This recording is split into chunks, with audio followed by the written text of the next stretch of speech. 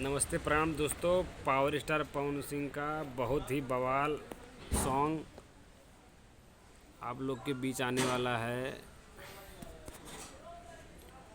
और वो सॉन्ग जो है ना भैया, बहुत ही बवाल सॉन्ग होने वाला है। काहे रूसे लू DRS म्यूजिक से आएगा और संगीत सरगम आकाश लिखे हैं।